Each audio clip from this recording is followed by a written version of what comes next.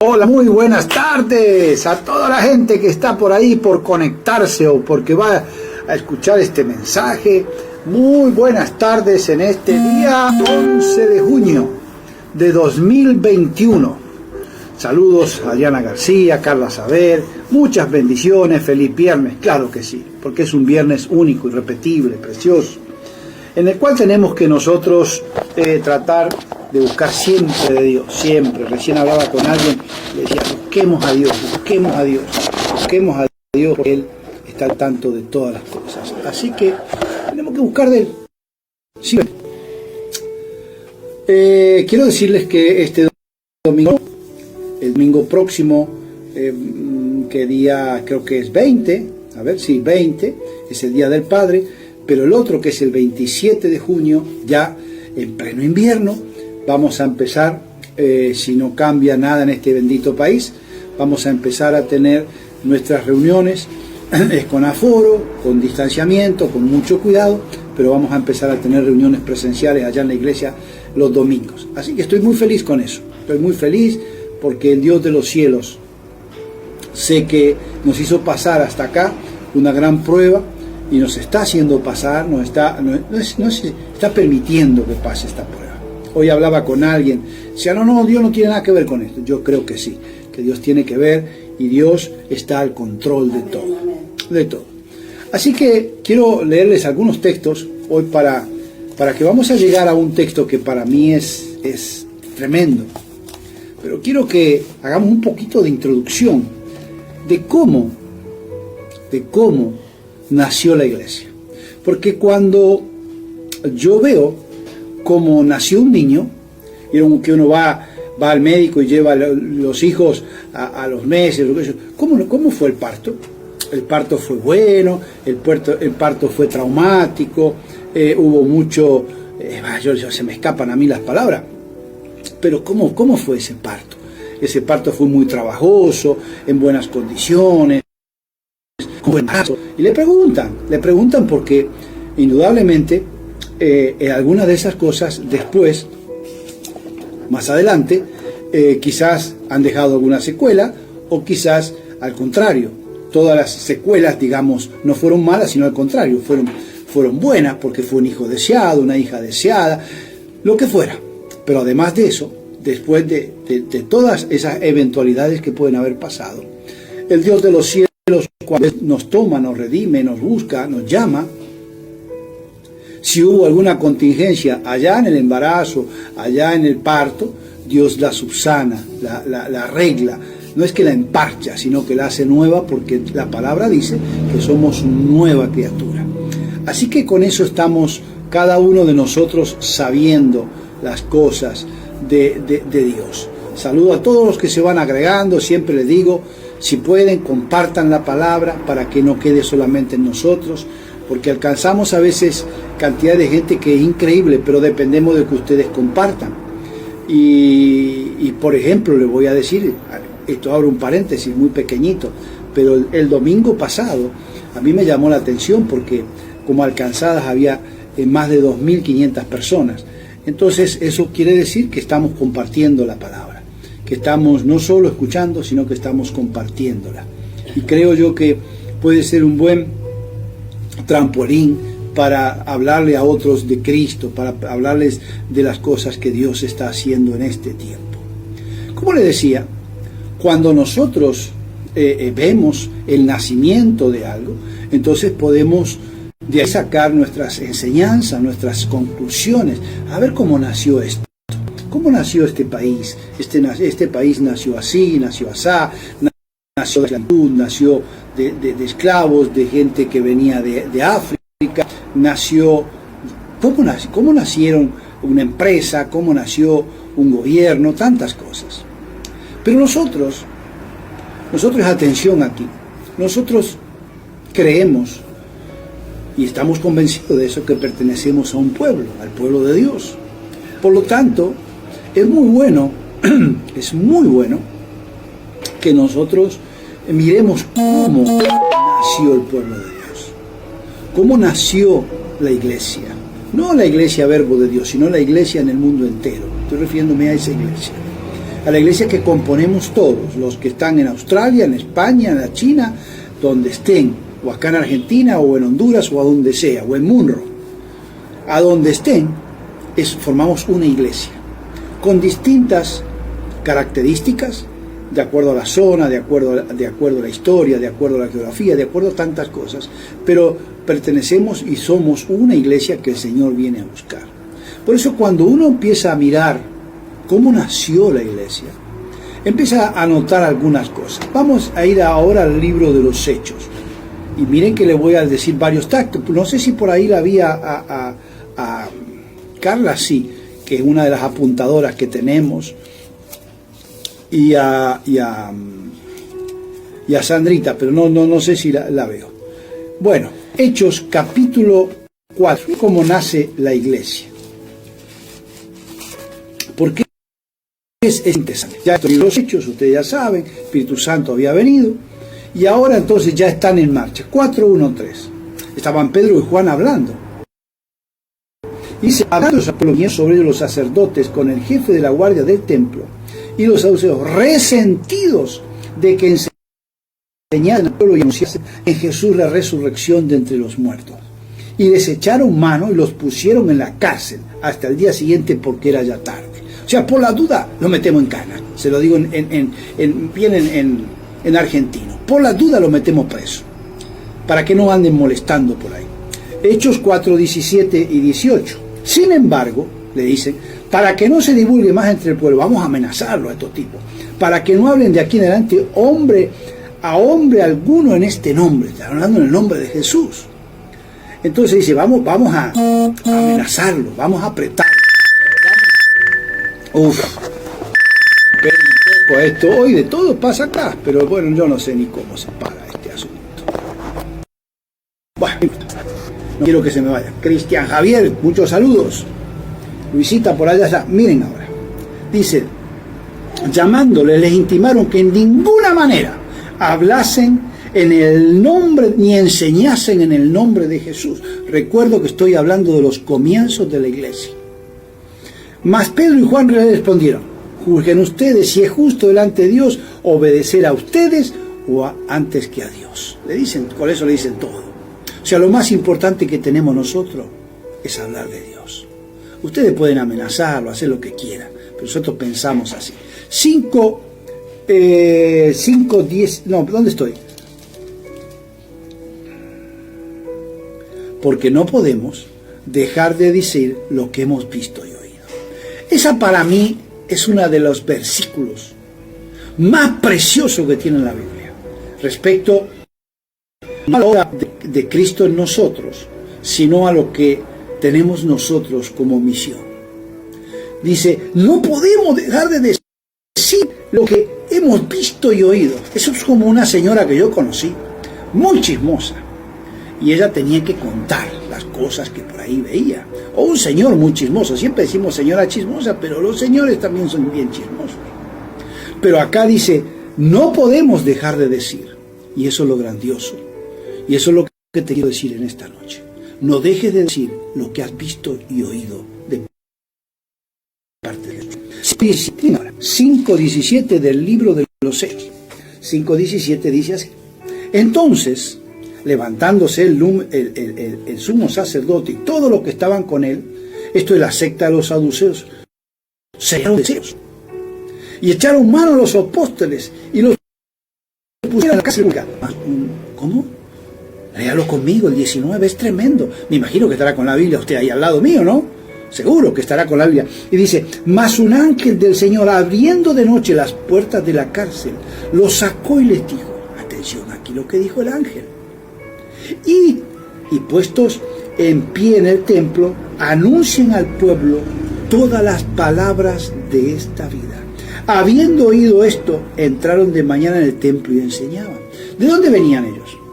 Ellos venían de ser perseguidos, encarcelados, seguramente maltratados, empujados, no sé qué. Sin embargo, cuando aparece el ángel que le dice, vayan y hablen, anuncian al pueblo todas las palabras de esta vida, no se está refiriendo a la vida natural nuestra, sino a la vida de Cristo. Por eso es tan importante analizar el comienzo. Estos eran los primeros pasos de la iglesia. Ahora, 7.1, miren lo que dice.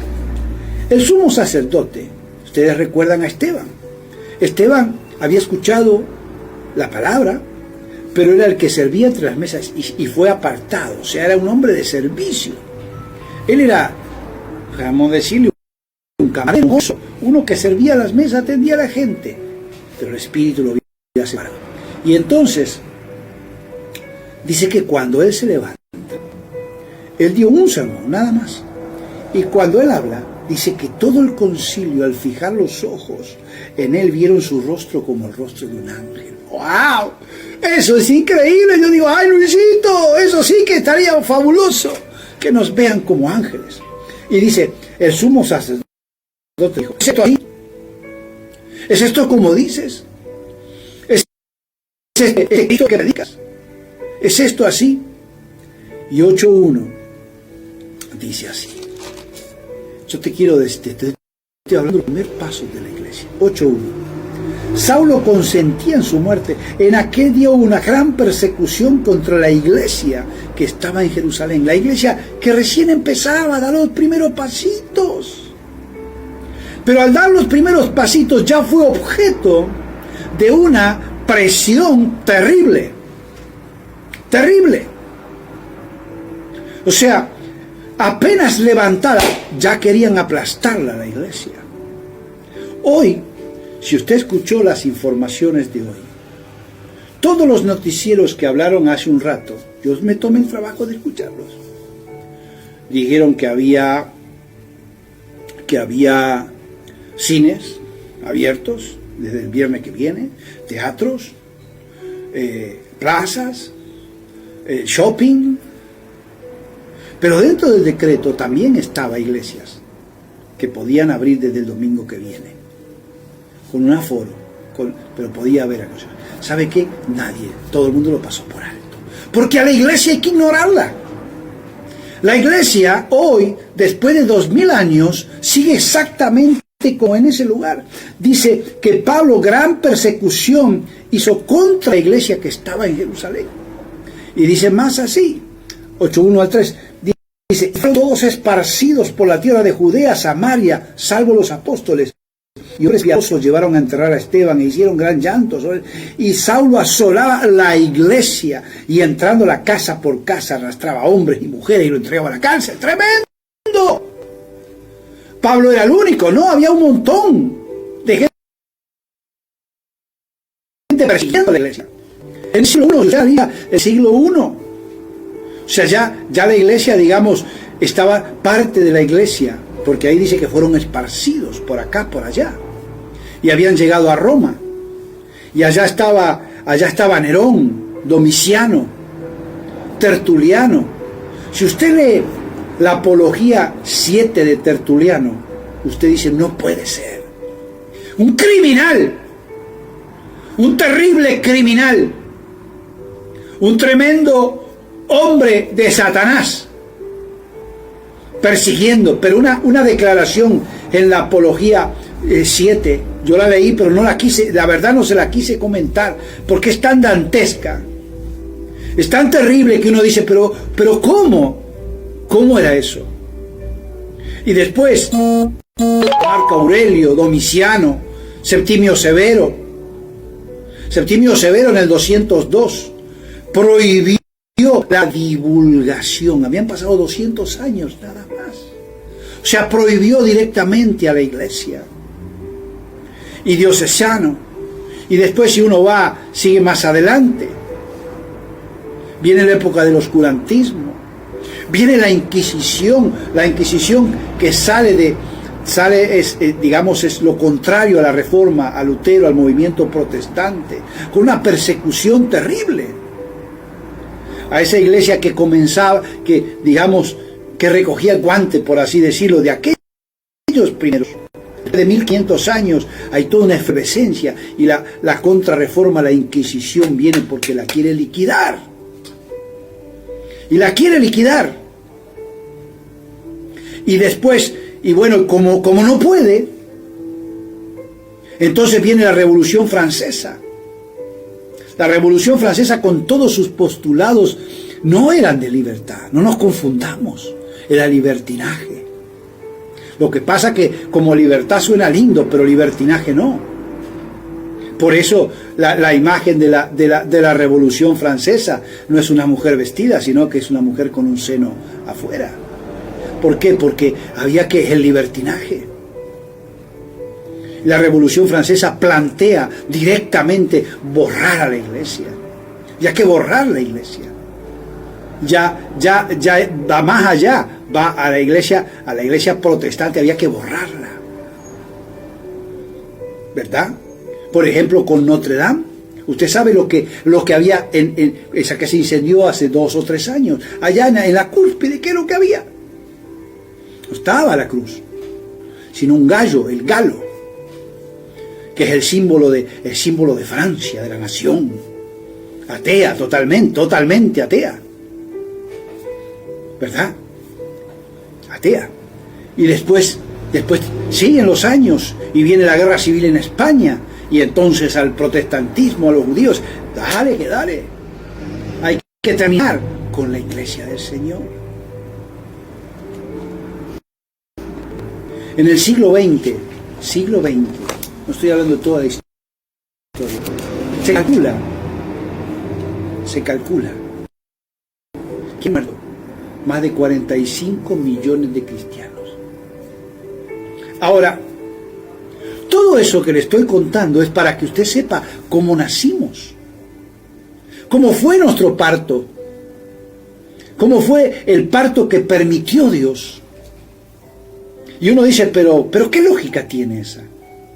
Si Dios quería que vayan y prediquen hasta la última de la tierra, ¿por qué no nos allanó el camino? ¿Por qué no lo hizo más fácil? ¿Por qué no hizo más sencillo, que la predicación no tuviera problemas a través de los años? Pero Dios lo hizo. Y Dios permitió muchas de las persecuciones. Como Dios permitió lo que pasó con Cristo. Como Dios permitió lo que pasó muchas veces en la Escritura, uno dice, pero Señor, ¿por qué pasaban esas cosas? Hay cosas que vemos después lo que pasó, por ejemplo la resurrección de Cristo, pero hay cosas que no. Y entonces venimos a esa confrontación de ideas. Señor, ¿por qué? ¿Por qué, Señor, si tú llamaste a una iglesia con un propósito, una misión, que es presentar a Cristo, hablar de Cristo, hablar de que el hombre no está condenado al pecado y a la muerte, sino a la vida y a la vida eterna y al perdón de sus pecados? ¿Cómo es, Señor, eso? Ahora, cuando uno analiza algunas de las cifras actuales, que hay 800 millones de protestantes en el mundo. Y dice, ¿cómo? ¿800 millones? Sí, 800 millones.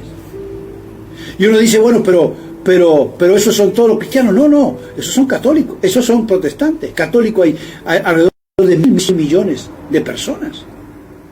Y entre otros grupos, hay 260 millones de personas. Quiere decir que, si uno suma, hay más de 2.000 millones de cristianos en este mundo. Empezó con uno, que fue Jesucristo, que les dijo, ustedes recuerdan, si quieren se lo voy a leer, porque a lo mejor ustedes no se acuerdan, pero yo se lo voy a leer. Está ya en Juan, creo que 19, pero miren, eso es tremendo, porque entonces 19, a ver, ¿dónde lo tenemos? Miren ustedes ahí. Dice la escritura así, 19, 19:6. Cuando le vinieron los principales sacerdotes y los alguaciles dieron voces, crucifícale, crucifíquele. Pilato dijo, tómenlo ustedes, crucifíquele. Yo no hallo delito en él, ustedes crucifíquenlo. Y en el versículo 16, así que entonces lo entregó a ellos para que fuese crucificado. Pues tomaron a Jesús y lo llevaron. ¿Por qué? Porque Satanás tenía que terminar con eso. Pero le salió mal la cosa. Porque Dios está al control de todo. Y hoy en este momento que estamos viviendo, Es un momento de mucha desazón. Es un momento de muchas tristezas. Muchas tristezas.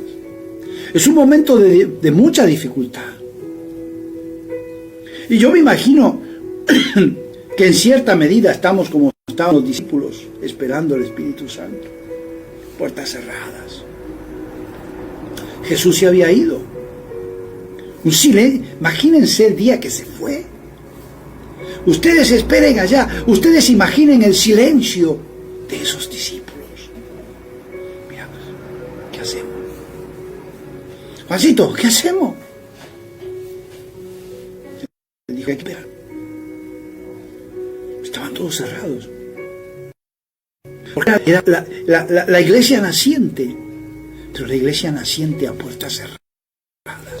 Porque sabían la persecución que había, sabían lo que sucedía en ese entorno, porque ya lo habían matado a Jesús, ya lo habían querido aprender a Pedro, sabían lo que era el temor de esa soledad, entre comillas, sin Dios, esa angustia del tiempo que estaba pasando. Yo les dije, porque sentí de Dios que empezábamos un tiempo de oscuridad muy grande.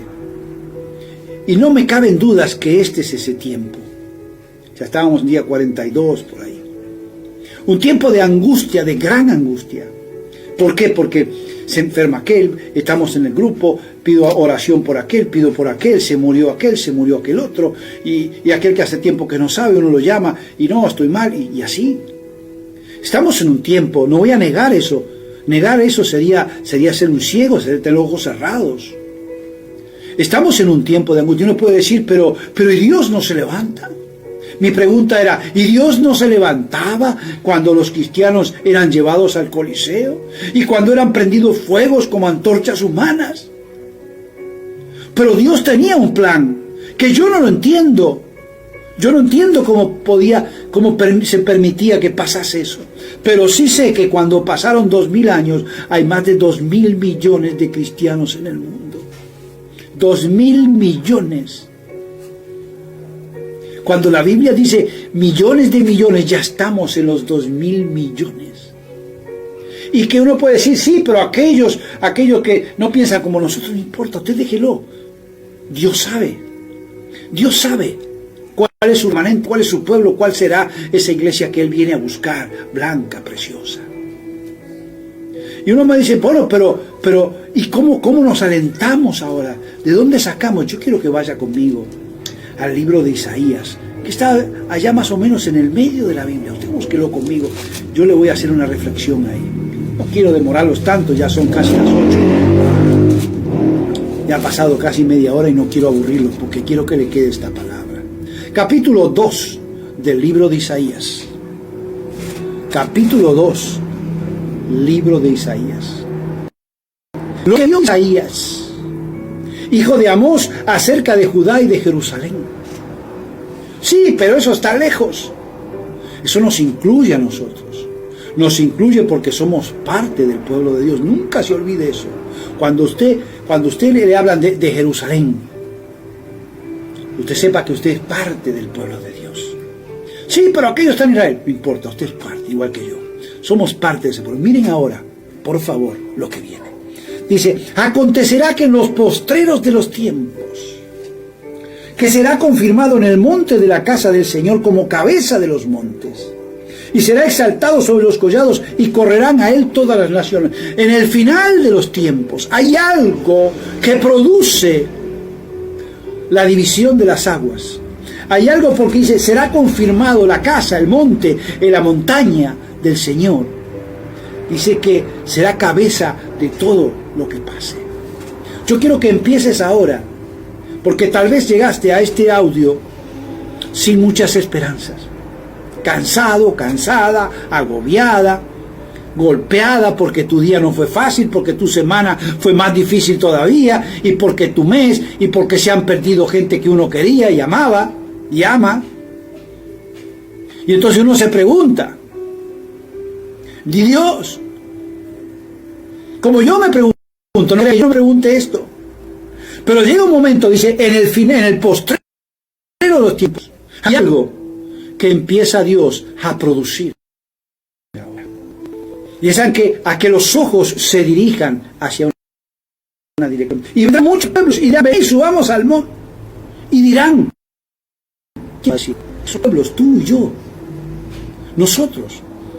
Venid, subamos al monte del Señor, a la casa del Dios, y nos enseñará sus caminos, y caminaremos por sus sendas, porque de Dios saldrá la palabra del Señor. Eso es tremendo. A mí me gusta esto acá porque nos enseñará los caminos. O sea, quiere decir que todavía no sabíamos nada, no sabemos nada. Si Dios se reserva una enseñanza para el tiempo del fin, quiere decir que todavía no sabemos nada, no aprendimos. Claro que no aprendimos, nos cuesta entender, así como en buscar razones para aquello. Tampoco es fácil encontrar razones para hoy con los que nos está pasando en plena pandemia, con todos los problemas que tenemos en Argentina y en América Latina principalmente. Pero este es un tiempo maravilloso de Dios, que Dios te está hablando porque quiere que lleguemos a ese momento para ser enseñados. Dice, para que nos enseñará sus caminos y caminaremos por su senda. Dios todavía te tiene reservada una enseñanza. Amén. Quiero que entiendas eso y que puedas repetir conmigo. Dios todavía me tiene reservada una enseñanza. Y esa enseñanza, ¿saben qué? Va a ser tan maravillosa que nos va a deslumbrar. Escucha así conmigo. Dice, y juzgará entre las naciones, reprenderá a muchos pueblos les va a decir, che, pero pará. Y volverá esos pueblos, está refiriéndose a esos pueblos, que Dios los va a reprender. Dice, volverán sus espadas en rejas de arado, y sus lanzas en hoces. No alzará espada nación contra nación, ni se adiestrarán más para la guerra. Si alguien me puede decir amén, yo creo que está ahí. Saludos, Radio Armonía de allá de Trelew. Esto es para mí grandioso, porque lo que viene no es peor. Lo que viene no es mayor tragedia. Y no es que estoy para suavizarle y aceitarle y rasparle la cabeza o suavizarle el lomo a nadie. No. No es que esto no estoy hablando porque bueno, ¿para qué vamos a ser apocalípticos? No. Pero yo quiero buscar en esta promesa la esperanza para este tiempo. Porque para eso están las promesas. ¿Para qué creen que Dios las dejó? ¿Para los momentos felices? ¿Para los momentos en que todo funciona o que todo funcionaba? Las promesas no son para eso. Las promesas son como porfolios. ¿Para qué? Para que en los momentos difíciles podamos nosotros tomarla. ¿Para qué creen que son las promesas? Las promesas no son, bueno, qué lindo, gloria a Dios, aleluya. Las promesas son para cuando estemos caídos, que podamos decir, Jehová es mi escudo y mi fortaleza. Esa es una promesa. ¿Para qué? Cuando uno está por el suelo, se pueda levantar. Tú te caerás, pero yo te voy a levantar. No habrá justo desamparado, ni su hijo que mendigue pan. ¿Por qué? Esas son promesas. Jehová es mi pastor, nada me faltará. Nada, es una promesa. ¿Para cuándo es? Cuando hay abundancia, cuando hay todo, y uno dice, bueno, nada me va a faltar. No, es cuando uno abre la alacena y cuando hay poco. Cuando uno tiene que pagar el alquiler o el impuesto, lo que fuera, y está contando las moneditas porque no sabe cómo es, y llega alguien, es así. Entonces quiero decirte que hay algo diferente al final del camino. El final del camino no es de tragedia. Sí, pastor, pero no es tragedia. Aunque yo me muera, aunque nos moramos, no es de tragedia. Es otra cosa. Es el Dios de los cielos que está al control de todas las cosas. No es que Dios está desentendido de lo que está pasando. A través de la historia, el Dios de la historia, el Señor de la historia, ha determinado que pase esto en este tiempo. Que Él sabía, claro que sabía. No creemos en un Dios que no sabe las cosas. Y dice, La propuesta de Dios no es duda, dolor, angustia, sino que aunque haya que pasarlo, hay un tiempo que viviremos muy distinto a lo que nos comunican o creemos que acontecerá. ¿Qué va a acontecer? Que viene el apocalipsis, que el fin del mundo, que esto, que lo otro. Busquemos en las promesas de Dios, no en el desastre que le va a tocar a quienes no aceptaron a Dios. Aquellos rebeldes a Dios, aquellos que dijeron, que dicen hoy, crucifícalo, porque si Cristo estaría hoy, dirían lo mismo, crucifícalo, que no quieren saber nada de Dios, que el mundo se está cayendo y siguen gritando, queremos aborto, queremos esto, queremos otro. Porque ustedes saben, ustedes deberían, si no saben, leanlo, la iglesia probó anoche, sobre los medios, sobre las radios y demás. Es increíble. Pero no lo voy a contar ahora, porque no va a mensaje eso. Lo que quiero decirte, que lo que viene no es más apocalíptico. Pase lo que pasa. Hay terremoto, hay esto, lo otro. El Dios de los cielos está al control. Y dice, la iglesia surgió en las luchas, en las persecuciones, en los dolores, en las angustias, en aquellos interrogantes brutales, en ese interrogante brutal que decía Jesús, Padre, si es posible, pasa de mí esta copa, pero no se haga mi voluntad, sino la tuya. Ese es nuestro Dios, ese es nuestro Cristo, este es nuestro Maestro, es al que decidimos seguir. Pero Él se levantó glorioso de esa tumba, y que creemos que va a ser diferente. Yo quiero que retomes hoy, en este momento, la esperanza, la fuerza, las ganas de seguir adelante. De como dijo Pedro y Juan, no podemos dejar de decir lo que hemos visto y oído. No podemos decir. Entonces, yo te tengo que hacer esta última pregunta. ¿Qué es lo que sale de mi boca? ¿Rezongos, broncas, dolores, angustias por lo que pasa? Lo que hemos visto y oído de Dios. Hemos visto gente sanarse. Hemos visto gente que cambió su perfil. Hemos visto cosas extraordinarias de Dios, o no la hemos visto. Todos nosotros tenemos testimonios para contar. Yo quiero decirte que cuando mires lo que está pasando, lo que debe suceder es que crezca tu esperanza, pero que crezca de una manera que sea exultante, que desborde, así como cuando pone la leche y sale, que es porque hay fuego abajo y se cae, lo que va a salir de nuestro corazón, de nuestra boca, de nuestro ser, en la abundancia de Dios, para hablarle a este mundo de quién es Dios. Amén. Tenemos un tiempo para mí extraordinario, pero extraordinario. ¿Por qué? Porque dice, no alzará espada nación contra nación, ni se adiestrarán más para la guerra. Nada más. ¿Saben? Hay un monumento. Es el que me detonó toda esta palabra.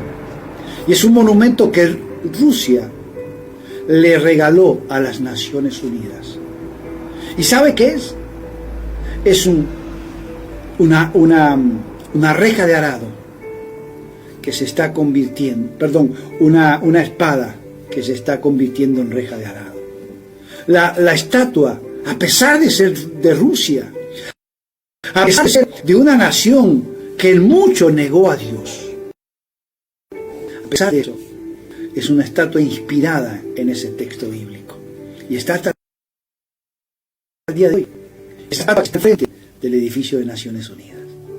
Porque un día las espadas se volverán arados. Amén, amén. Y las lanzas se volverán hoces para cortar el trigo, la cosecha. Ese tiempo lo esperamos. Porque ese tiempo Dios te lo prometió a vos y me lo prometió a mí. Y sé que ese tiempo está cercano.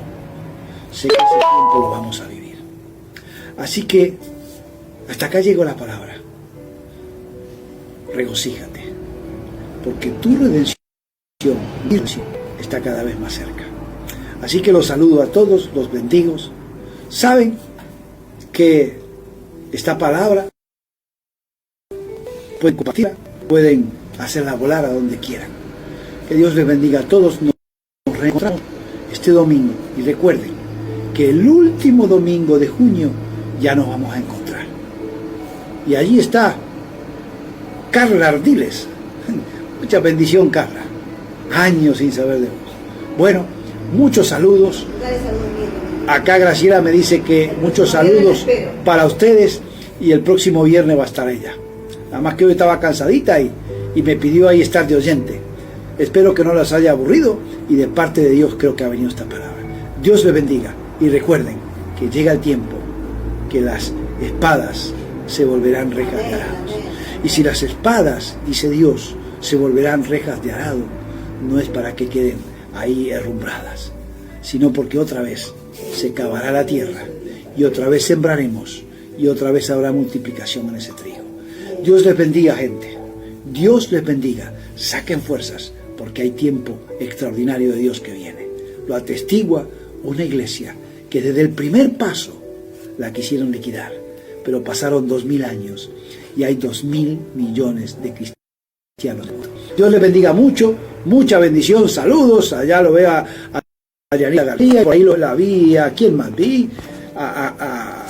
¿Quién más vi? A Normita Francia, a Luisa, a Cecilia Cassini, a Luisa Celina, y por ahí se me fue María Fernanda. Muchos saludos a todos. Acuérdense, si están de acuerdo, compartan la palabra. Sobre todas las cosas, créanle a Dios, que lo mejor está por venir. Dios les bendiga. Adiós, adiós, adiós.